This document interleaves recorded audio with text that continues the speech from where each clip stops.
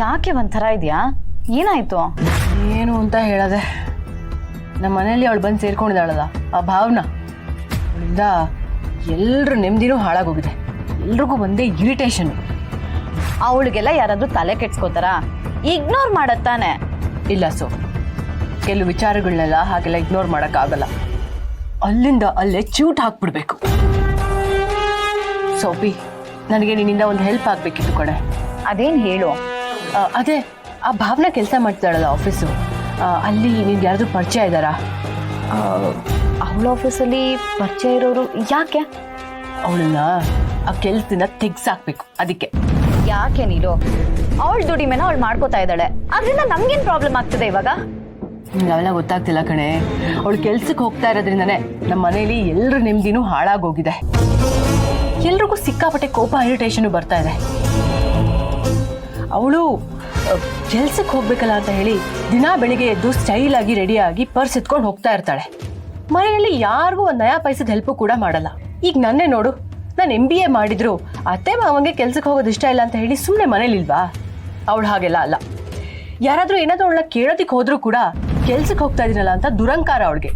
ಹೇಗೆಲ್ಲ ಎದುರು ಮಾತು ಕೊಡ್ತಾಳೆ ಗೊತ್ತಾ? ಏನು ಆ ಭಾವನಾ ಅಷ್ಟೊಂದು ಆಡ್ತಿದ್ದಾಳ? ಅಷ್ಟೊಂದು ಆಡ್ತಿದ್ದಾಳ ಅಂತ ನೀನ್ ಹೀಗೆ ಡೌಟಲ್ಲಿ ಕೇಳ್ತಿರೋದ್ರಲ್ಲೇ ಗೊತ್ತಾಗುತ್ತೆ ಅವಳೆಲ್ರಿಗೂ ಎಂತ ಮಂಕ್ ಬೂದಿ ಎರ್ಚಿರ್ತಾಳೆ ಅಂತ. ಏನೋ ನಿನಗೆ ಸೈಲೆಂಟ್ ಆಗಿ ಮಗುನ ಕೊಡೋ ತರ ಕೊಟ್ಟು ಬ್ರೈನ್ ವಾಶ್ ಮಾಡ್ಬಿಟ್ಟಿದ್ದಾಳೆ ಅನ್ಸುತ್ತೆ. ಅಲ್ಲ ಕಣೆ, ನಿಮ್ಮ ಅಣ್ಣನ ಸಾವ್ಗೆ ಅವಳ ಗಂಡನೇ ಕಾರಣ ಅಂತ ಗೊತ್ತಿದ್ರು ಅವಳ ಮೇಲೆ ಹೋಗಿ ಕಂಪ್ಲೇಂಟ್ ಕೊಟ್ಟು ಅವ್ನು ಜೈಲ್ಗೆ ಹೋಗೋ ಹಾಗೆ ಮಾಡಿದ್ಲು. ಈ ಪೆದ್ದ ಸಿದ್ದುಗೋ ಏನೂ ಅರ್ಥನೇ ಆಗಲ್ಲ. ಅವನು ಅವಳನ್ನ ನಂಬ್ಕೊಂಡು ಜೈಲ್ಗೆ ಹೋದ. ಇನ್ನು ನಮ್ಮ ಮಾವಂಗೂ ಒಂಚೂರು ಬುದ್ಧಿ ಇಲ್ಲ. 1-2 ದಿನ ಅವಳನ್ನಲ್ಲೇ ಕೊಳೆಯಕ್ಕೆ ಬಿಟ್ಟಿದ್ರೆ ಇವಳಿಗೆ ಬುದ್ಧಿ ಬಂದಿರೋದು. ತಡ್ಕೊಳಕ್ಕಾಗದೆ ಅವ್ರನ್ನ ಬಿಡಿಸ್ಕೊಂಬಂದ್ರು. ಇಷ್ಟೆಲ್ಲ ಆದ್ರೂ ನಿಮ್ಮ ಅಣ್ಣನ ಸಾವಿಗೆ ನ್ಯಾಯ ಸಿಕ್ತಾ? ಇಲ್ಲ. ಹೌದು ಕಣೆ, ಇದನ್ನೆಲ್ಲ ನೆನ್ಸ್ಕೊಂಡ್ರೆ ನನಗೆ ತುಂಬ ನೋವಾಗುತ್ತೆ. ಆದರೂ ಭಾವನಾ ಇಷ್ಟೆಲ್ಲ ಆಡ್ತಾಳೆ ಅಂತ ನನಗೆ ನಂಬೋದಕ್ಕೆ ಆಗ್ತಿಲ್ಲ. ಯಾವುದಕ್ಕೂ ನಾನೊಂದ್ಸಲ ಅವಳ ಹತ್ರ ಮಾತಾಡ್ಲಾ? ಪ್ರಯೋಜನ ಇಲ್ಲ ಸೋಪಿ, ಯಾವ ಪ್ರಯೋಜನನೂ ಇಲ್ಲ. ಎಂತ ದುರಂಕಾರ ಅವಳಿಗೆ ಅಂತಂದ್ರೆ ನಾನು ಏನಿಲ್ಲ ಅಂದ್ರೆ 1000 ಸಲ ಅವಳಿಗೆ ಮಾತಾಡಿ ಬುದ್ಧಿ ಹೇಳೋದಕ್ಕೆ ಟ್ರೈ ಮಾಡಿದ್ದೀನಿ. ಯಾರ ಮಾತನ್ನು ಕೇಳಿಸ್ಕೊಳ್ಳೋಂಥ ಸ್ಥಿತಿಲೇ ಇಲ್ಲ ಅವಳು. ಅವಳಿಗೆ ಮದ ಏರ್ಬಿಟ್ಟಿದೆ. ನೆಕ್ಸ್ಟ್ ನಿನಗೂ ಹರ್ಟ್ ಮಾಡ್ತಾಳೆ. ನನ್ಗದನ್ನ ನೋಡೋದಿಕ್ಕಾಗಲ್ಲ. ನೀನು ಹೇಳಿದ್ರೆ ನನಗೆ ಮಾಡಿಕೊಡು, ಅಷ್ಟು ಸಾಕು. ಸಡನ್ ಆಗಿ ಶ್ರೀಮಂತಿಗೆ ಬಂದಿದೆ ಅಲ್ವಾ, ಅದಕ್ಕೆ ಅವಳಿಗದನ್ನ ತಡ್ಕೊಳ್ಳೋದಕ್ಕೆ ಆಗ್ತಿರಲ್ಲ. ಇರು, ಫೋನ್ ಮಾಡ್ತೀನಿ.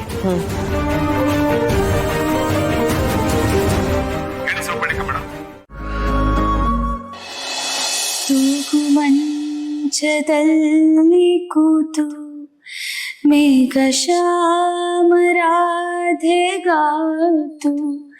ಆಡುತ್ತಿಹಾನು ಏನೋ ಮಾತು. ರಾಧೆ ನಾಚುತ್ತೆತ್ತಳು ಸೆರಗ ಬೆರಳಿನಲ್ಲಿ ಸುತ್ತಿ ಚಡೆಯ ತುದಿಯ ಕೆನ್ನೆಗುತ್ತಿ ಚುಮ್ಮುಗೂಡುವ ಮುಖವನೆತ್ತಿ ಕಣ್ಣು ಮುಚ್ಚುತ್ತೆತ್ತಳು ತೂಗು ಮಂಚದಲ್ಲಿ ಕೋ.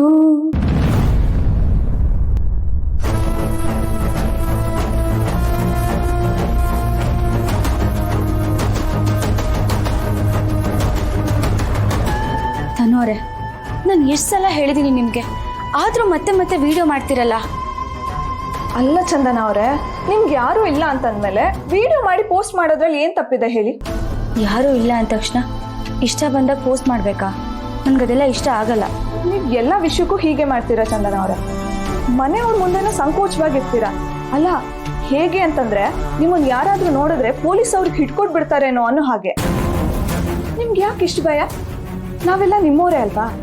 ನೀವು ಹಾಡಿರೋದನ್ನ ಅಪ್ಲೋಡ್ ಮಾಡಿದ್ರೆ ಅದನ್ನ ನೋಡಿ ನಿಮಗೆ ಅಭಿಮಾನಿಗಳು ಹುಡ್ಕೋತಾರಲ್ವಾ? ನಾನು ನಿಮಗೆ ಅವತ್ತೇ ಹೇಳಿದ್ದೀನಿ, ನಾನು ಹಾಡೋದು ನನ್ನ ಸಂತೋಷಕ್ಕೋಸ್ಕರ, ಅಭಿಮಾನಿಗಳನ್ನ ಗಳಿಸೋಕ್ಕೋಸ್ಕರ ಅಲ್ಲ ಅಂತ. ಈ ಥರ ಎಲ್ಲ ವಿಡಿಯೋ ಮಾಡಿ ಪ್ರಚಾರ ಮಾಡಿಕೊಂಡು ವ್ಯಾಪಾರ ಮಾಡೋದು ನನಗೆ ಇಷ್ಟ ಇಲ್ಲ. ಪ್ಲೀಸ್ ದಯವಿಟ್ಟು ಇದನ್ನು ಡಿಲೀಟ್ ಮಾಡಿ. ನೀವು ನಮ್ಮ ಮನೆಗೆ ಬಂದು ಇಷ್ಟು ದಿನ ಆದರೂ ನನಗೆ ನಿಮ್ಮನ್ನು ಅರ್ಥ ಮಾಡ್ಕೊಳ್ಳೋಕ್ಕೆ ಆಗ್ತಿಲ್ಲ ಚಂದನ ಅವರು. ಸರಿ, ಡಿಲೀಟ್ ಮಾಡ್ತೀನಿ. ಈಗ ಹಾಡು ಹೇಳಿ. ಇಲ್ಲ, ನನ್ಗೆ ಹಾಡೋ ಮೂಡ್ ಹೋಯ್ತು, ಕ್ಷಮಿಸಿ.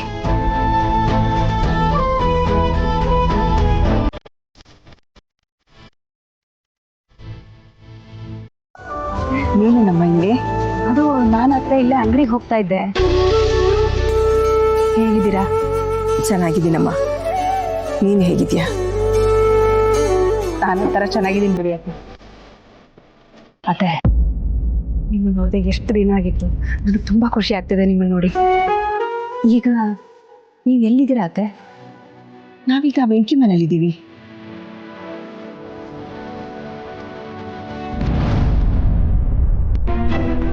ಏನತ್ತೆ ಇಷ್ಟೆಲ್ಲ ಉದ್ಬತ್ತಿ ತಗೊಂಡು? ಅದು ನಮ್ಮನೆ ಪಕ್ಕ ಒಬ್ರು ಅಜ್ಜಿ ಇದ್ದಾರೆ, ಅವರು ಉದ್ಬತ್ತಿನ ಹೊಸಿತಾರೆ. ಪಾಪ ಅಂಗಡಿಗೆ ಹಾಕಕ್ಕೆ ಅವ್ರ ಕೈಯಲ್ಲಿ ಆಗಲ್ಲ, ಅದಕ್ಕೆ ನಾನೇ ಹಾಕ್ಬಿಟ್ಟು ಬರ್ತೀನಿ ಅಂತ ಇಸ್ಕೊಂಡಿದ್ದೀನಿ.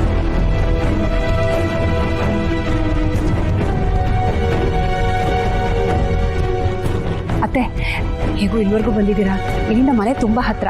ಬನ್ನಿ, ಮನೇಲೆ ಕೂತ್ಕೊಂಡು ಎಲ್ಲ ಮಾತ್ಕೊತಾ ಇರೋಣ. ಬನ್ನಿ. ಬೇಡ ಬೇಡಮ್ಮ, ನಾನು ನಿಮ್ಮ ಮನೆಗೆ ಬಂದರೆ ನಿನಗೆ ತೊಂದರೆ ಆಗೋದು.